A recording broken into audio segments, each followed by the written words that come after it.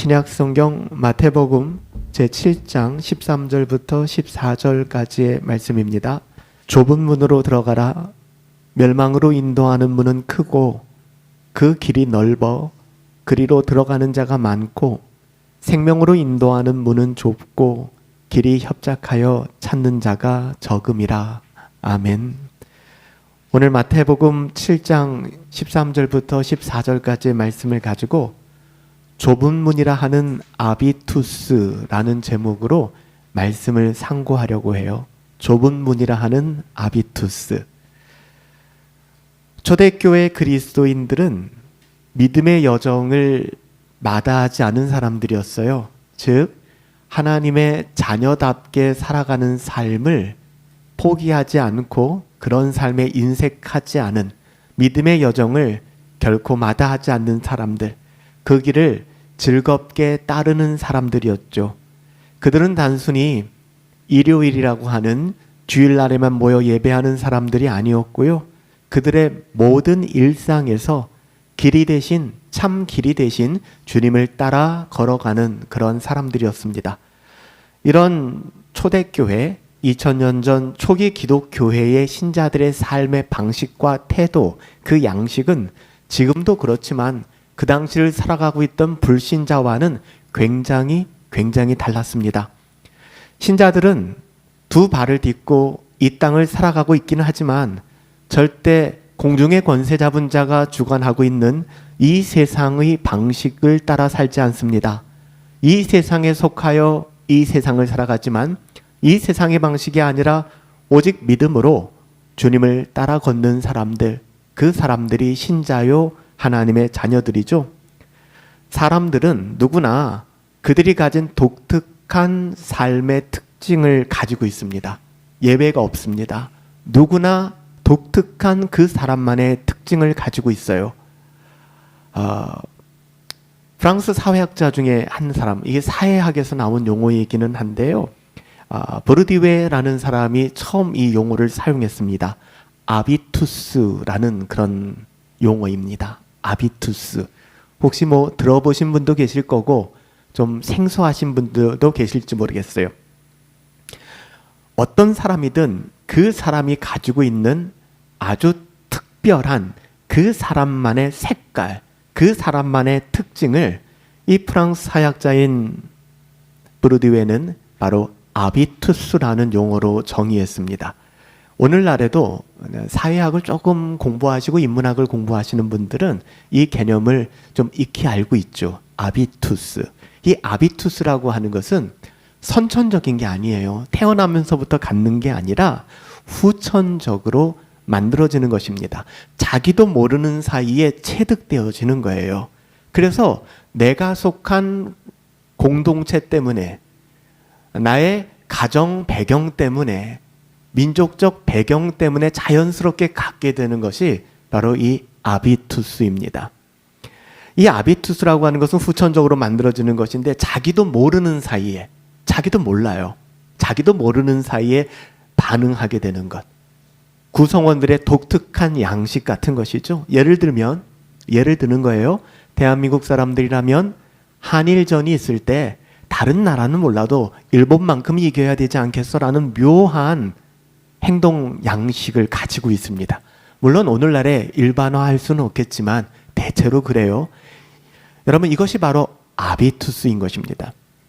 한 개인이 오랜 시간 동안 그 가정이나 공동체 속에서 다양한 교육, 문화 혹은 신앙 속에서 갖게 되는, 그래서 생각하는 방식이 만들어지고 느끼는 방식이 열리게 되고 판단하는 기준점이 세워지게 되고 행동의 방향성을 갖게 되는 거예요.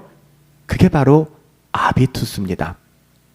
그래서 아비투스라고 하는 것은 누가 무엇을 하느냐에 대한 문제 이전에 왜 그것이 그 사람에게는 당연스럽게 느껴질까를 설명해 주는 개념이 아비투스입니다.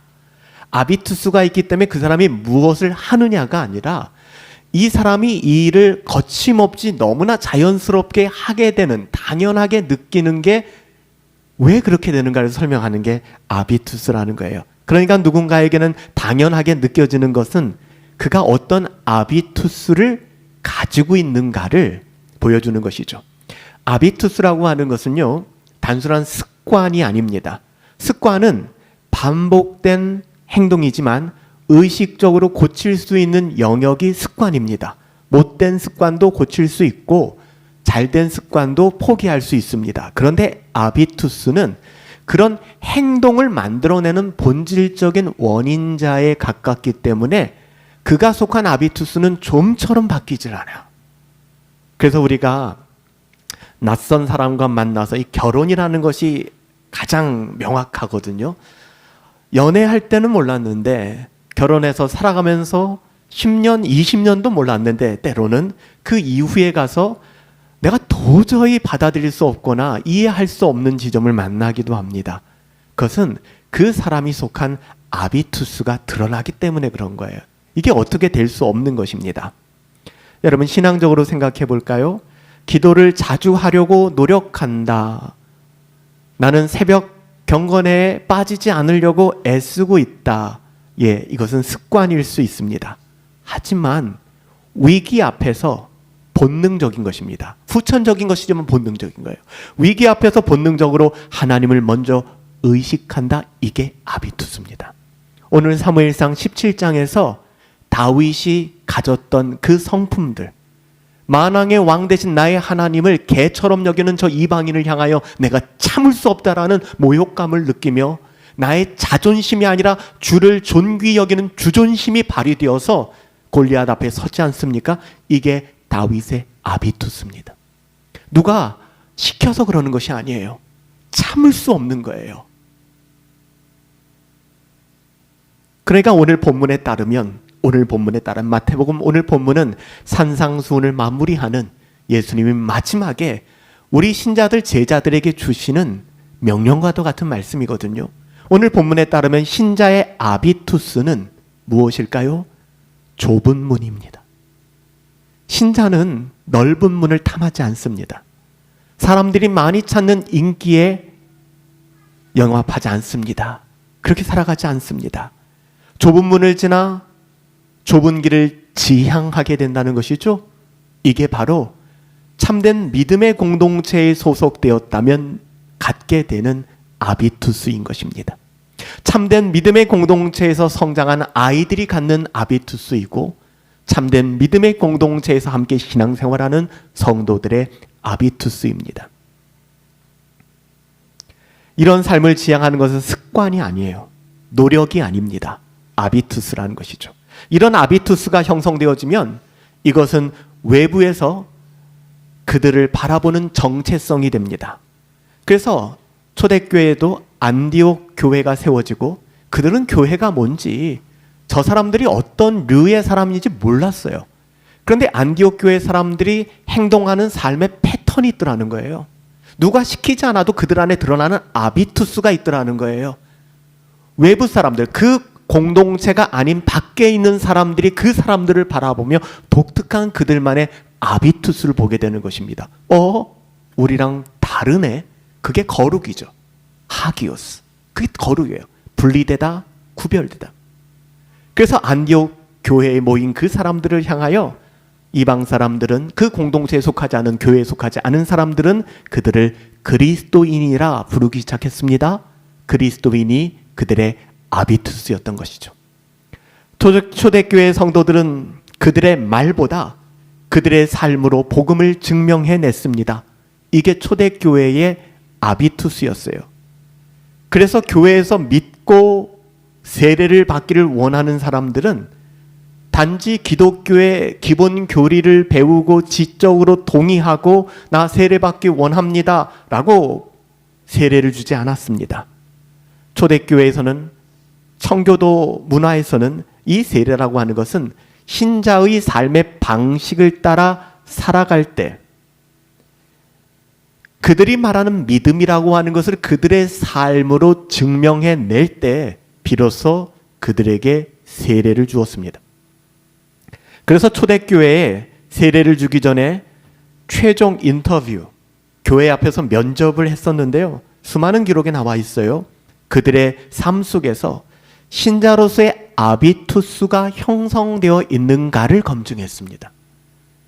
그들이 신자로서의 아비투스가 예배당을 떠나 가정에서, 직장에서, 모든 인간관계에서 검증되었을 때 그것이 인정되어지고 비로소 공동체의 일원으로 성찬을 나눌 수 있는 세례를 베풀었던 것입니다.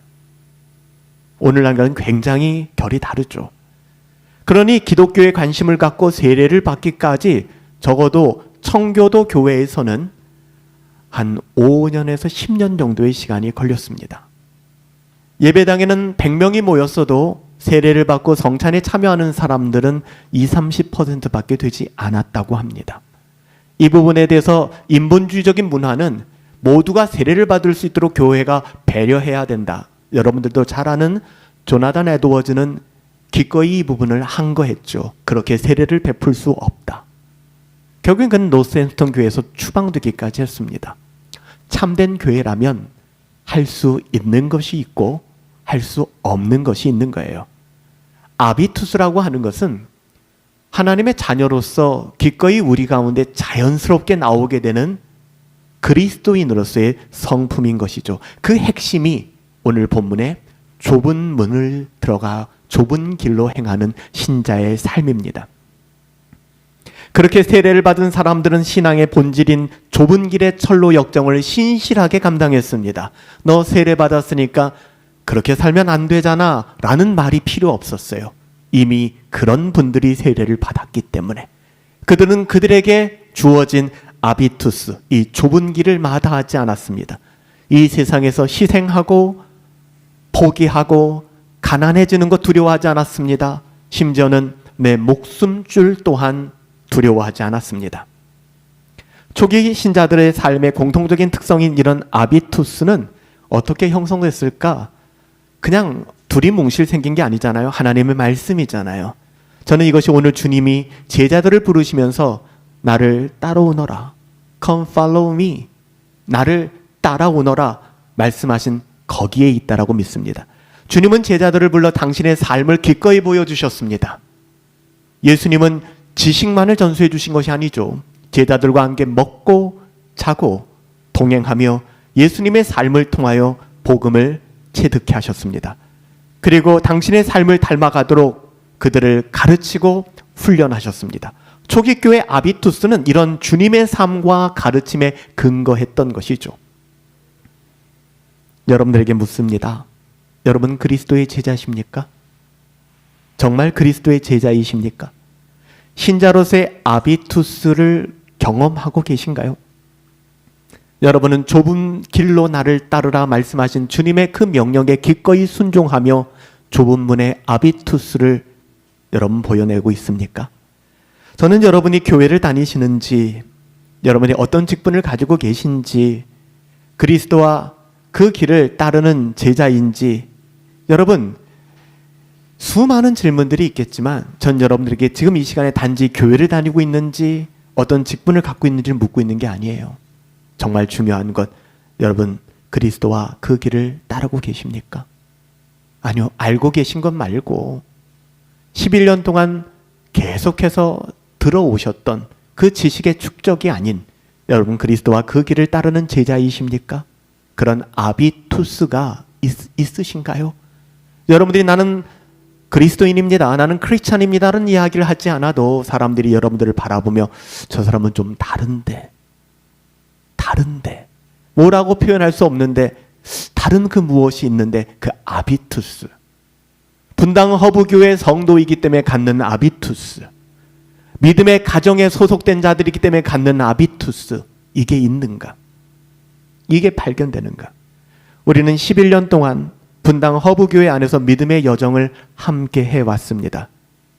처음 시작했던 것과는 다르게 예배의 예전도 많이 바뀌어왔고 지금에까지 이르렀고요. 우리가 여러 가지 양육을 하거나 교회를 섬기는 데에도 뭐 여러 가지 시행착오도 있고 여기까지 왔습니다. 11년 동안 우리가 분당 허브교회 안에서 믿음의 여정을 함께 해왔는데 우리 분당 허브교회 성도이기 때문에 갖고 있는, 더 나아가서는 분당 허브교회란 지교회일 뿐만 아니라 주의 몸된 교회, 참된 교회에 소속된 신자로서의 아비투스가 있는가? 여러분, 우리의 아비투스는 무엇입니까? 오늘 본문은 우리가 11년 동안 잘 걸어왔는지를 돌아볼 수 있는 한 증거를 제시합니다. 반복하여 말씀드리지만 좁은 문으로 들어왔는가? 철로 역정에 보면 무지라고 하는 사람은 좁은 문으로 들어오지 않았어요.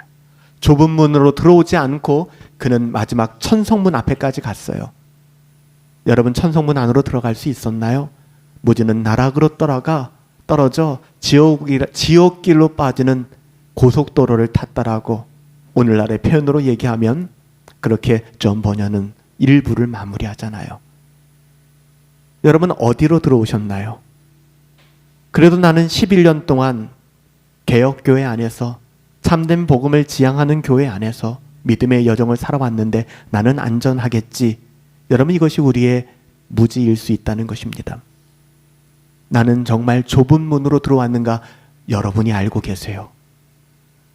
누가 알겠습니까? 목사가 알까요? 아무도 몰라요. 여러분은 아셔야 합니다. 나는 좁은 문으로 들어왔는가? 이어지는 그 길은 좁고 협착한 길로 나는 믿음의 여정을 걸어오고 있는가? 여러분, 그런 아비투스가 우리 공동체에 있는가? 우리 공동체의 됨은 과연 무엇인가를 우리는 돌아볼 수 있어야 됩니다.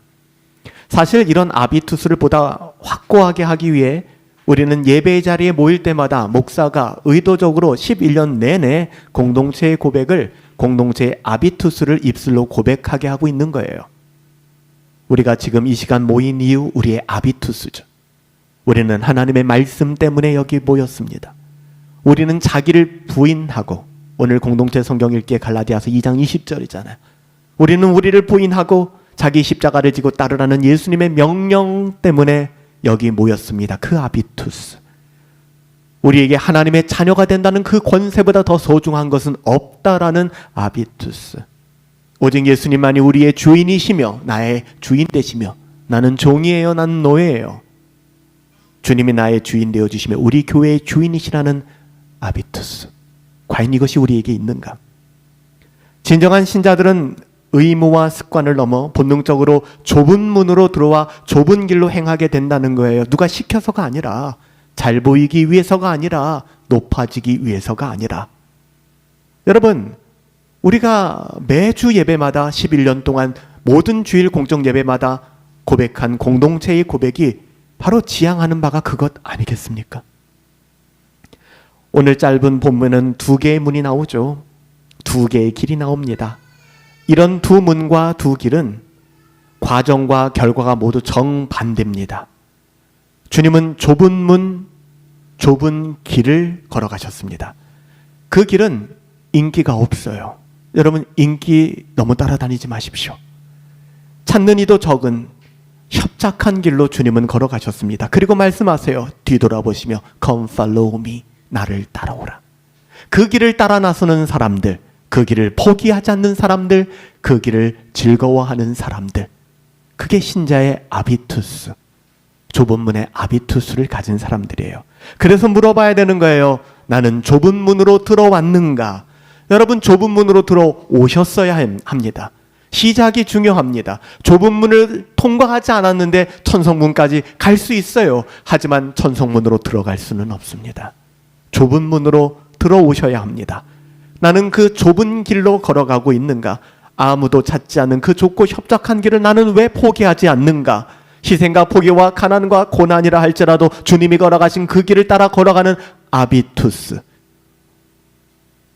너무나 괴리감이 느껴지는 말이죠. 오늘날 기독교인이라고 하면, 교회 다닌다고 하면 부끄럽고 창피하고 세속적인 말로 쪽팔리고, 그래서 기독교인이라는 말 차마 하지 못하는 세대에 살아가고 있는데, 여러분, 그 정도의 수준이 아니라 우리에게는 보이지 않는 아비투스가 있는가?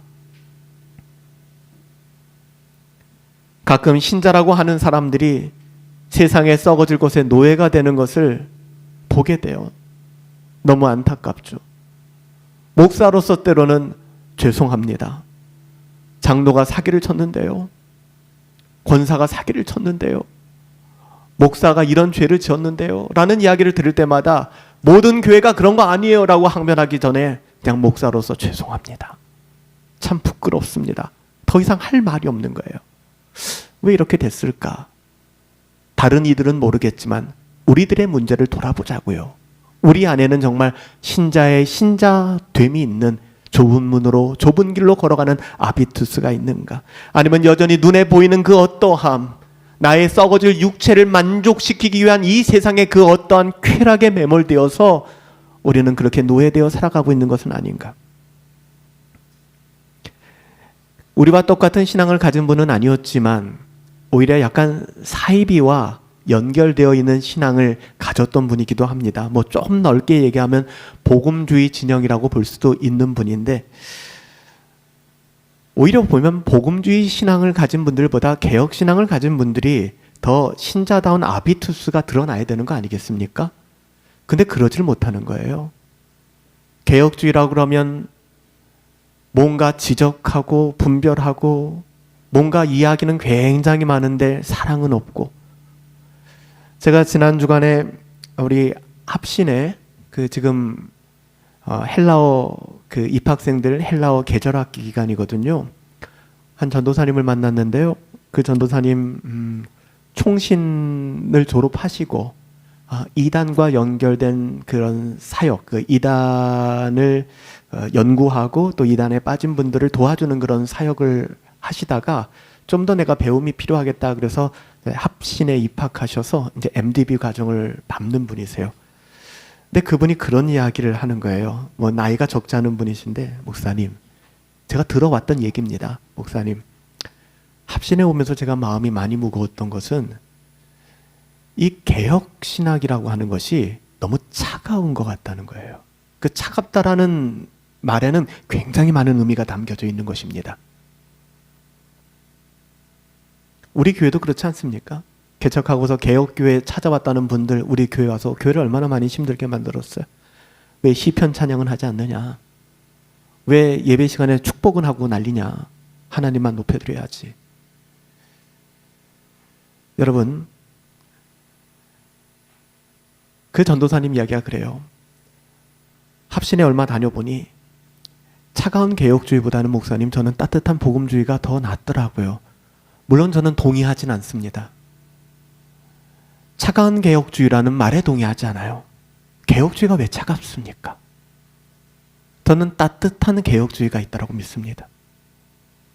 우리 안에 따뜻한 마음이 있는가? 그리스도 예수의 마음이 있는가? 여러분, 복음에 합당한 삶의 여정이 우리들 가운데 어떻게 진행되고 있는가? 문화부 장관을 역임했던 또 평론가로, 제가 중학교 때 교과서에서 이분의 글을 보고 또 이분의 인터뷰를 들으면서 야, 바늘로 찔러도 피 한 방울 나지 않을 뿐이다 라고 생각했던 굉장히 무서운 어른이었습니다. 이분이 문화부 장관까지도 했었어요. 노태우 정권 때. 근데 이어령 교수님이죠. 몇 년 전에 돌아가셨는데요. 이어령 교수는 세상 무서운 줄 모르고 살았어요. 자신의 지식과 인문학이 전부라고 생각하고 살았습니다. 근데 그 사람의 인생을 바꿔놓은 존재가 있었어요. 딸이었습니다. 그 딸이 암에 걸려 죽어가면서 아버지에게 보이지 않는 가치에 대해서 이야기하기 시작했어요. 정말 무서운 어른, 세상에서 찔러도 피 한 방울 나지 않을 것 같았던 이어령 교수가 회심이라는 걸 하게 됩니다. 그리고 나서 책을 한 권 썼죠. 지성에서 영성으로. 그분이 돌아가시기 전에 그런 이야기를 하더라고요. 세상에 부러울 것이 없이 살아가던 그가 사랑하는 딸의 암으로 죽어가면서, 자기 자신도 암으로 죽어가면서 이런 고백을 했습니다. 나의 지식, 많이 배우신 분이에요. 장관까지 했습니다. 교수도 했어요. 내 지식, 내 명예, 내 건강, 내 재산 모두가 잠시 빌려 쓰다가 가는 것뿐인데 사람들 왜 이렇게 이 세상에 썩어질 것에 매몰되어 살아가는지. 사람이 바뀐 것이죠. 이분을 제가 뭐 개혁신앙이나 복음신앙이나 평가하고 싶지 않아요. 뭔지는 잘 모르겠지만 그 안에 발견되는 아비투스가 있는 거예요. 가치관이 바뀐 것이죠. 얼마 전 세상을 떠난 안성기 배우는 심지어는 천주교 교인입니다. 사랑하는 아들에게 예전에 썼던 편지를 그 아들이 마지막 아버지 가는 길에 읽어주는 장면을 보았습니다. 배우 안성기가 그 아들에게 남긴 말이 이것이더라고요. 세상에서 가장 필요한 사람은 어떤 사람이다? 착한 사람이다.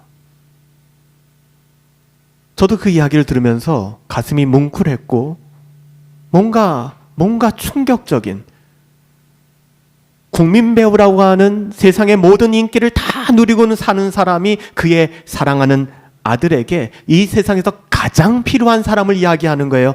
착한 사람이다. 자기를 높이고 자기가 원하는 대로 누리고 살아가는 사람이 아니라, 이 세상에 자기의 그 어떠함을 충만하게 누리며 살아가는 사람이 아니라 착한 사람. 수많은 가치를 잊고 사는 세대에 가치의 소중함을 안성기라는 언어로 표현했다라고 모든 언론이 도배를 하더라고요. 이런 사람이 그리스도인이어야 하는데, 신자의 아비투스는 과연 어떤 것일까? 매일 언론에 도배되는 기독교인의 모습은 어떤 것인가? 평가되고 있는 신자들의 모습은 어떤 것인가? 비록 제가 소개한 이어령 교수님이나 안성기 배우, 이 두 분은 비록 신앙이 우리와 결이 많이 다른 분일 수도 있겠지만 저는 그들이 가진 그들만의 아비투스는 신학적 용어가 아닙니다. 사회학적 용어이기 때문에 사용하는 거예요. 아비투스를 보게 됩니다. 이어령 교수도 안성기 배우도 우리가 가진 개혁신앙을 가진 분은 아닙니다. 그렇다면 물어야죠. 그들보다 나은 생명의 복음, 놀라운 기적의 하나님, 기적이잖아요. 우리 같은 사람을 구원했다는 게 기적 아닙니까? 무슨 병 고치고 귀신 쫓아야 기적입니까? 나 같은 사람을 구원했다는 것이 기적이잖아요. 그 기적을 경험한 우리들, 참된 복음을 가진 우리는 어떤가? 저에게 개혁신앙을 가르쳐 주시고 저에게 개혁신앙의 설교학을 가르쳐 주신 분이시고 은사님이기도 합니다. 한국교회에서 개혁주의적 설교의 어른으로 존경받는 분입니다. 저는 한 주간 그분 때문에 너무너무 마음이 아팠고 너무 힘들었습니다. 당신께서 개척한 교회가 있습니다. 강남에 있는 교회고 한 25년 교회를 개척하시고 목회하셨고 많은 사람들이 모이는 교회입니다. 그 교회를 은퇴하셨습니다.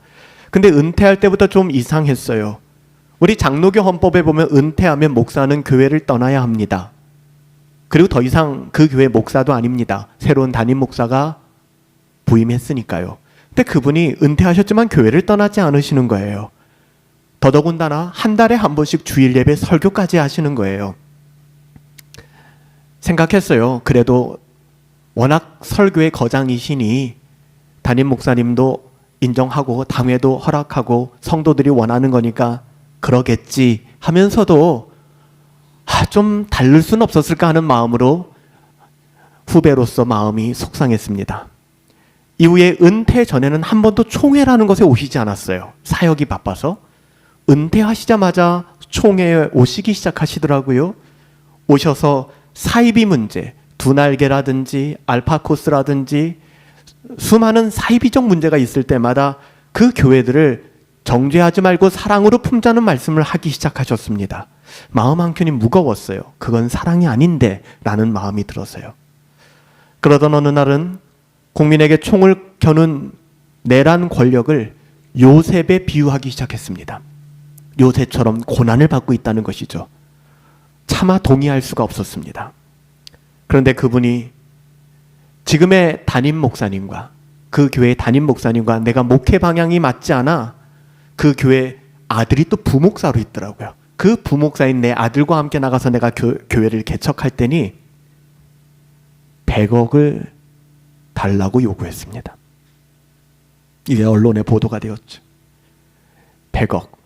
내가 이 교회를 개척해서 일구어서 이 교회 지금 시가가 2천억이라는 이야기가 그분의 입에서 나왔어요. 2천억인데 100억쯤 못 떼어주겠느냐. 물론 몇 번의 수정안을 내었고 40억을 요구하는, 물론 당회에서는 그렇게 할 수 없다. 어떻게 교회를 그렇게 사유화하고 교회에 이것을 요구할 수 있을까? 저는 그분이 하신 수많은 가르침, 지금도 수많은 사람들이 그분의 책을 읽고 하나님의 열심과 하나님의 어떠하심을 바라보며 은혜를 받고 있고, 유튜브를 열어봐도 수많은 채널에서 개혁신앙을 이야기하며 존경받는 목사님이세요. 전 두려웠습니다. 목사인 나는 여기서 자유로울 수 있을까? 우리 교회는 작은 교회예요. 뭐 그만한 거 없어요. 여러분, 그렇다고 제가 안전해지는 것 아니지 않습니까? 지금은 아니어도 혹시나 제가 그 목사님과 같은 환경과 상황에 놓인다면 나는 어떤 결정을 내릴 수 있을까? 어떤 선택을 자원하여 내릴 수 있을까? 나는 어떤 아비투스를 보일까? 여러분은 어떠세요? 여러분은 어떠세요? 좁은 문으로 들어가야 합니다. 좁은 문, 그 길은 바리바리 싸들고 들어갈 수 있는 길이 아니라는 것입니다. 100억, 40억, 자가냐, 전세냐. 여러분, 이거 가지고 여러분들 이거 다 짊어지고 들어가는 길이 아니라는 것입니다. 주님은 좁은 문으로 들어가는 것이 복음의 아비투스임을 강조하셨습니다. 좁은 길로 행하는 것은 짐을 버려야 한다는 거예요. 경건한 미니멀 라이프. 여러분, 좀 더 많이 모아야지, 좀 더 많이 가져야지, 좀 더 많이 해봐야지.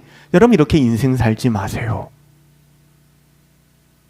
경건한 미니멀 라이프가 필요한 것이죠. 멸망으로 인도하는 문이 그런 문이에요. 문이 큽니다. 그 길이 넓습니다. 인간의 욕망을 제한 없이 요구하고 있습니다. 이것도 해봐라, 저것도 해봐라.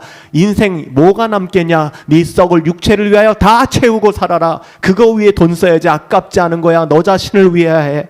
세상은 끊임없이 우리를 넓은 길로 밀어넣고 많은 사람들은 그 길을 찾아 나섭니다. 주님께서는 젊은 부자와 부자이면서 이 관리인 한 청년이 예수님을 찾아왔던 사건을 이야기하십니다. 이 젊은 관원, 부자인 관원이 예수님께 이렇게 묻습니다. 내가 무엇을 해야 영생을 얻을 수 있습니까? 굉장히 과격해 보였지만 주님은 이리 말씀하셨습니다. 내게 한 가지 부족한 것이 있구나. 내게 있는 것을 다 팔아 가난한 사람들에게 나누어 주라. 그리하면 하늘에서 내게 보화가 크리라. 그리고 와서 너는 나를 따르라. 그는 부자였기 때문에 이 말씀을 듣고 힘들어했습니다. 그런 아비투스가 없었던 거예요. 주님을 찾아 나오기까지는 했지만 그것이 신자의 아비투스는 아니라는 것입니다. 좁은 문은 거부하는 거예요. 좁은 길은 원하지 않는 거예요. 그는 부자에게 심히 근심하며 떠나갔더라. 여러분, 이것은 노력으로 되는 것이 아닙니다. 이 떠나간 청년은 회심한 이후에 다시 돌아왔죠. 아비투스를 회복한 것입니다. 시험에 들어 돌아가는 그의 뒷모습을 바라보시며 주님은 재물이 있는 자들은 하나님의 나라에 들어가기 얼마나 힘든지 제자들에게 말씀하셨습니다.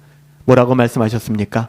낙타가 바늘기에 들어가는 것이 부자가 하나님 나라에 들어가는 것보다 쉽겠구나 라고 누가복음 18장에서 말씀하셨어요.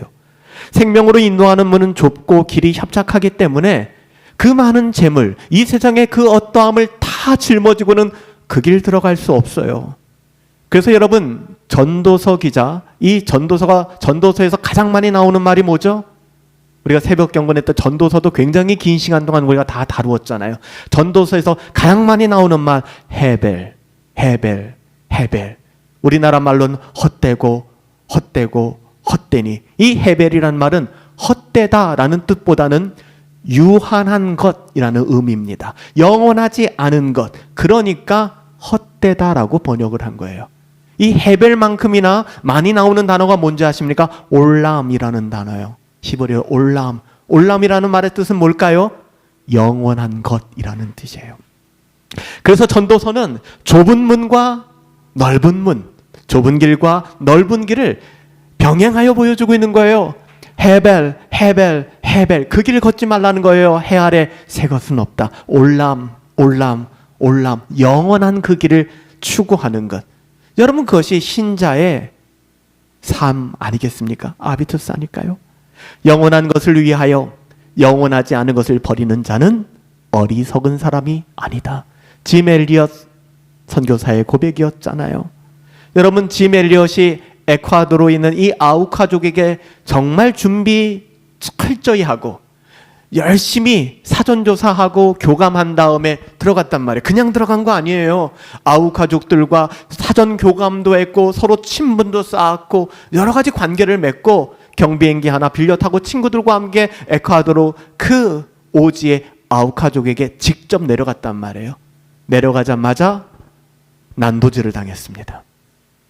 그 손도끼로 난도질을 당했어요. 아시죠? 그들의 손에는 권총이 들려져 있었어요. 근데 권총을 발사하지 않았습니다. 그들의 아비투스예요. 우리가 생각할 때는 정당방위 아니야 쏴야지 라고 생각할지 모르겠지만 그들이 가지고 있는 신자됨의 하비투스는 내가 복음을 전하러 간 그 사람들이 나를 죽인다 할지라도 그들은 방아쇠를 당기지 않았다는 거예요. 나중에 시신을 수습하러 들어갔는데 그 장면을 목도했던 것이죠.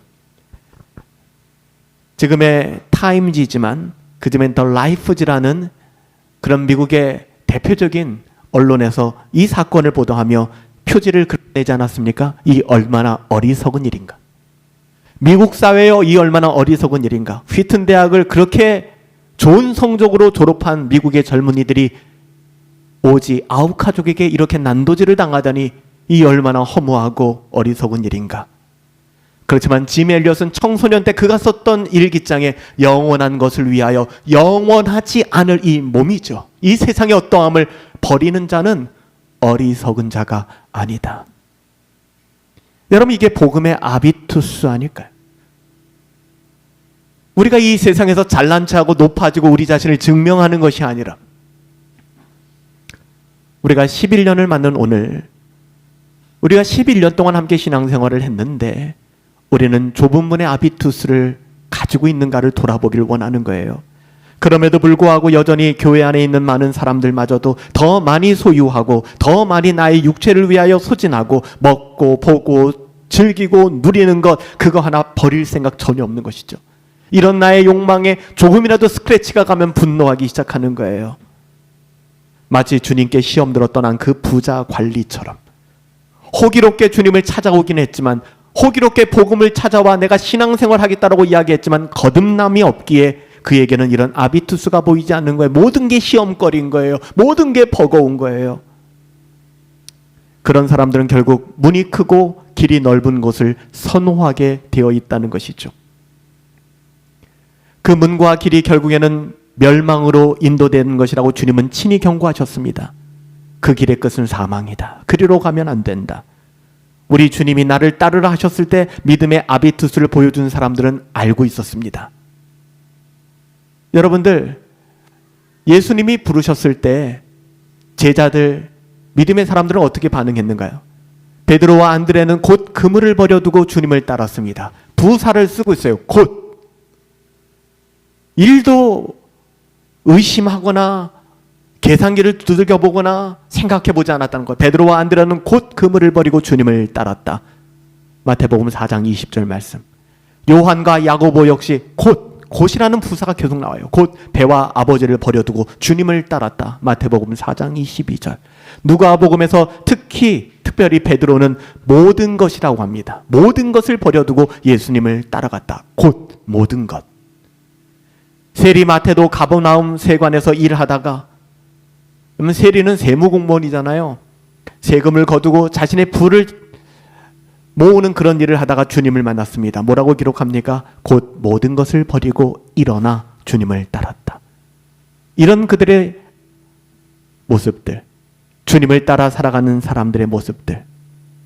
여러분, 그들의 아비투스 이전에 주어진 질문은 나를 따르라 라는 것이었습니다. 그리고 그들은 주님을 기꺼이 따름으로 말미암아 그들 안에 있는 하나님의 자녀됨을 증명해낸 것이죠. 여기서 모든 것을 버리고 주님을 따랐다라는 말은 문자적으로 지금 당장 모든 소유를 다 팔아 이렇게 해석하면 안 되는 것이고요. 이는 주님을 따를 때에 자기가 가진 모든 것에 대하여 더 이상 자신의 주권을 행사하지 않는다는 것을 이야기하는 것입니다. 즉 나의 어떠함을 보호하고 나의 어떠함을 유지하기 위하여 주의 부르심이나 주의 따름을 우리가 방해받지 않게 되는 것을 이야기하는 것입니다. 나의 가진 모든 주권, 갈라디아서 2장 20절이잖아요. 내가 그리스도와 함께 십자가에 못 박혔나니 그런즉 이제는 내가 사는 것 아니요 내 안에 그리스도께서 사시는 것이다. 문자적으로 내 통장을 다 털어서 내 집을 다 팔아서 헌금하라. 이건 사이비들이나 하는 이야기고요. 이 말의 핵심은 그 주권을 누구에게요? 하나님께 양도한 것입니다. 하나님께 맡긴 거예요.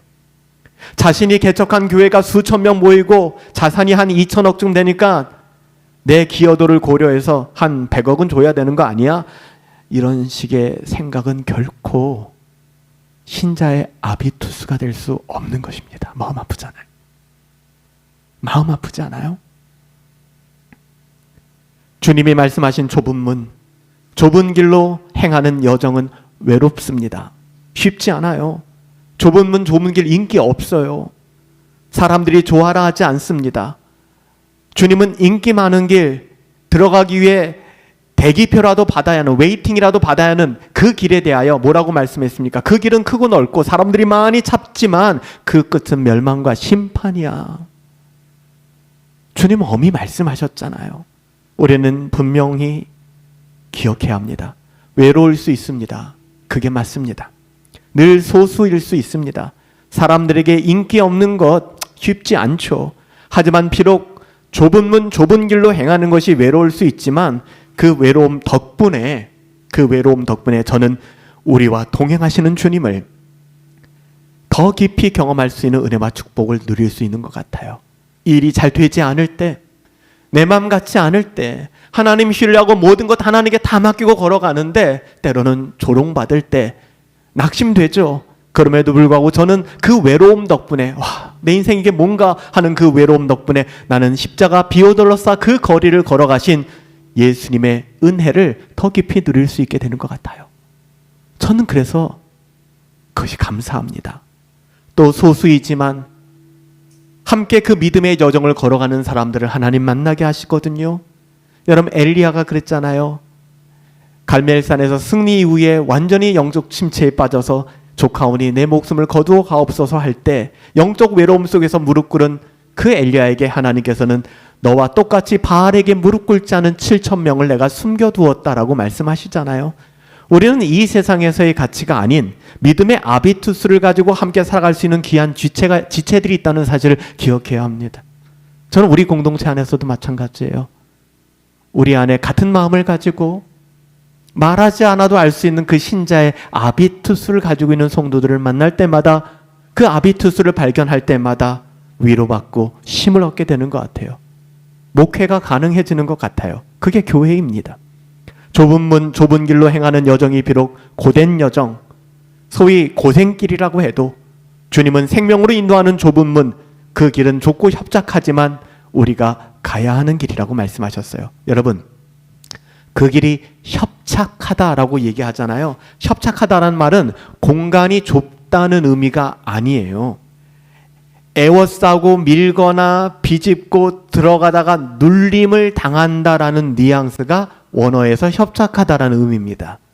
그냥 공간이 좁아라는 것이 아니라 막 에워싸고 밀고 비좁고 들어가다가 눌리고 힘들고 어렵다라는 그 뉘앙스가 더 강해요. 그러니까 협착하다라는 이 헬라어 똑같은 단어를 다른 본문에서는 어떻게 사용하냐면 환난, 고난, 괴로움이라는 뜻으로 사용됩니다. 여러분, 우리 앞에 있는 좁은 길이 협착하다는 의미가 그거예요.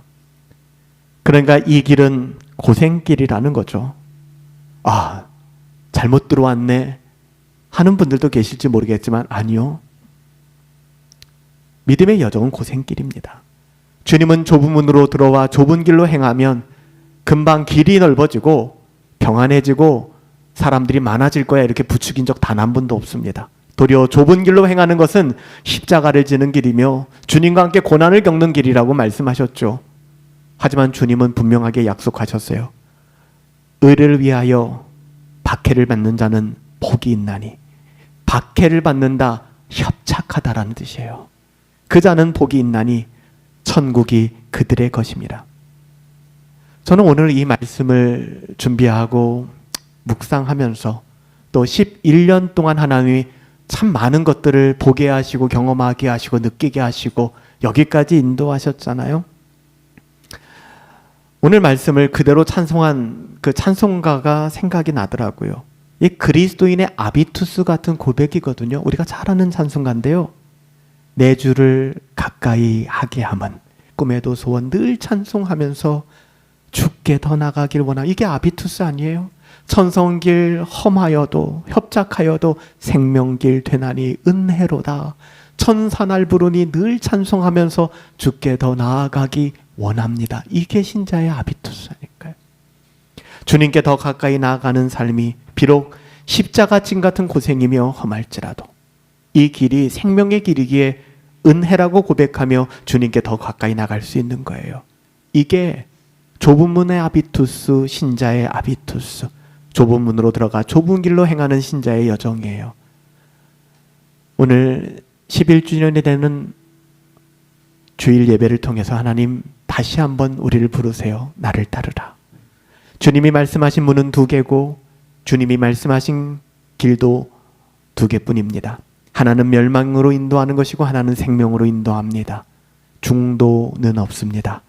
산상수훈의 결론으로 주어지는 말씀이에요. 오늘 본문이 산상수훈의 결론으로 주시는 주님의 이 말씀은 좁은 문으로 들어가 협착한 길로 행함으로써 내 안에 있는 신자의 아비투스를 확인해 보렴, 보여주렴. 주님께서 제자들을 부르듯이 우리를 부르고 계세요. 나를 따르라, 나를 따르라, 나를 따르라. 비록 좁은 문의 아비투스를 따라가는 길이 모든 것을 버리고 가는 외롭고 고된 길이지만 생명이신 주님 만나고 누리는 복된 길이기에 여러분 우리는 지체하지 않을 거예요. 11년 동안 우리와 함께 하신 하나님, 이후로도 우리와 함께 하실 것을 믿으며 우리 각 사람 안에 심어주신 그 좁은 문 지나 좁은 길로 걸어가는 아비투스를 가지고 교회를 좀 더 교회답게 세워갈 수 있는 은혜가 저와 여러분 가운데 함께 하기를 예수님의 이름으로 축복합니다. 아멘. 우리 잠시 기도합시다. 하나님, 우리가 사역적인 용어지만 아비투스라는 개념을 가지고 우리 공동체가 말하지 않아도 드러내고 있는 우리 공동체 됨.